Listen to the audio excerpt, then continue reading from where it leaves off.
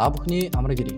Өнгөрсөн 7 хоногийн аймаг орон нутгийн эрүүг хөвжрмийн нөхцөл байдал зохион байгуулсан онцлог ажлын талаар танилцуулж байна. Тус цагдаагийн газарт өнгөрсөн 7 хоногт дуудлага мэдээлэл 43, өргөдлөөр 6, цагдаагийн албан хаагч бичлэг өндрүүлсэн 25, нийтэд 74 гомдол мэдээлэл бүртгэгджээ. Үүнээс гэмт хэргийн шинжтэй 25, зөрчлийн шинжтэй 49 гомдол мэдээлэл байна.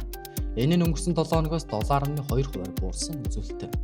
Дорнод аймгийн цагдаагийн газараас өнгөрсөн 7 хоногт хэрэг бүртгэлт мөрдөн байцаалтын 9 хэргийг яллах төвлөлтөд шүүхэд шилжүүлж, шинээр хэрэг бүртгэлт мөрдөн байцаалтын 11 хэргийг илрүүлж, яллагчаар татаж, хэрэг бүртгэлтийн 16 хэргийг нээж, 12 гомдол мэдээллийг хэрэг бүртгэлтийн хэрэг нэгээс татгалзах саналтай прокурорын байгууллагад хүргүүлээд байна. Бүртгэгдсэн гэмт хэрэг зөрчлийн дийлэнх хувийг хүний эрүүл мэндийн халдшгүй байдлын эсрэг гэмт хэрэг болон согтуугаар тээврийн хэрэгсэл жолоодох зөрчил эзэлж байна.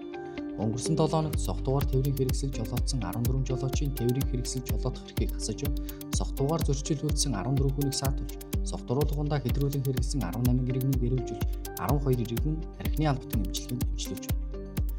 Аймгийн засаг даргын 2026 оны А-дороод 60 дугаар захирамжаар байгуулагдсан архитын согтуурхтай тэмцэх архины хамааралтай хүнийг тог бууруулах чиглэлээр авч хэрэгжүүлэх арга хэмжээг төлөвлөн зохион байгуулах өөрөг бүхий ажлын хэсэг энэ оны эхний хурлаа хийж согтууруулгандаа дондох эмгэгтэй архины хамааралтай хүний суурь судалгаа цаашид авч хэрэгжүүлэх арга хэмжээний төлөвлөгөөг хэлэлцлээ.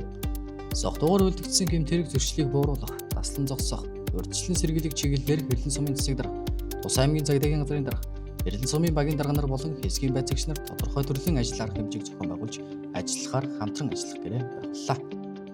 Сар шөнө нэгдсэн арга хэмжээний хүрээнд малх булгаалах гэмт хэрэгээс урьдчилан сэргийлэх, малын гарал үүслийн гэрчлэгэнд хяналт тавих зорилгоор Дорнод аймгийн цагдаагийн газрын малх булгаалах гэмт хэрэгтэй тэмцэх хэсэг, мал эмнэлгийн газрын алба хаагч нартай хамтран Дорнод аймагт үйл ажиллагаа явуулж байгаа мал мах бэлтгэн нийлүүлэх, гар дээрээс мал мах худалдан авч буй чэнж, аж ахуй нэгж байгууллагад гэмтийн хяналт шалгалт хийж, холбогдох дүрм журамд заагдсан стандартын шаардлага хангаагүй, зөрчилтэй үйл ажиллагаа явуулж буй чэнж нарын үйл ажиллагааг таслан зогсоож, худалдан авч буй мал махыг лацтаж битүүмжлэн хуульд заасан холбогдох ажиллагааг явуулж ажиллаж байна.